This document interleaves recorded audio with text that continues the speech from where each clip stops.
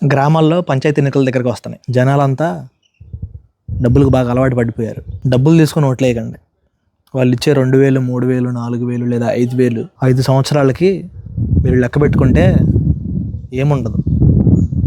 మీకంటే 25 కేజీలు 20 కేజీలు ఉన్న మేక ఎక్కువ రేటు చేసిద్ది. 20 కేజీలు ఉంటే మేక 15,000 20,000 రేటు పెరిగిద్ది. మీరు దానికంటే చీపు. ఇంకా యాక్చువల్గా చెప్పాలంటే పంది మాంసం కంటే మీరే చీపు. అది తెలుసుకోండి.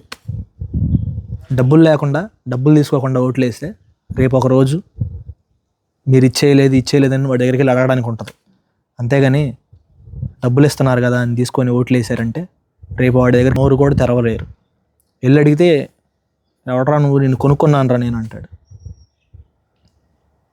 మరీ అంత దిగజారిపోకండి. మీకంటే ఒక గొర్రె, పంది వాటి వాల్యూ ఎక్కువని మళ్ళీ ప్రూవ్ చేయకండి.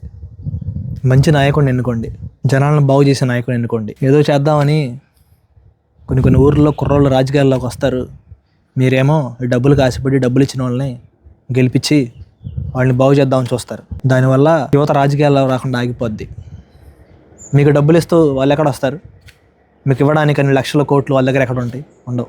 ఏదో మంచి చేద్దాం అనుకుంటారు, మీరేమో వేరు పప్పలను చేస్తారు. రాజకీయం గ్రామాల్లో నుంచి సరిగా ఉంటేనే రాష్ట్ర స్థాయిలో దేశ స్థాయిలో సరిగా ఉంటుంది. కుర్రోళ్ళు రాజకీయాలకు రావాలి. ఇంక ఈ అంకులు వీళ్ళంతా ఆగిపోతే బాగుంటుంది. ఎప్పుడు రోడ్లు అని చావకండి. రోడ్లు ఒక్కటే కదా అభివృద్ధి. ఊర్లో రోడ్లు వేసాడంటే గొప్పడు అని పిచ్చిన కొడుకుల్లో. ఊరికి స్కూల్ కావాలి, శ్మశానం కావాలి, నీళ్లు కావాలి, ఇంకా చాలా ఉంటాయి. అవన్నీ కావాలి అంతే.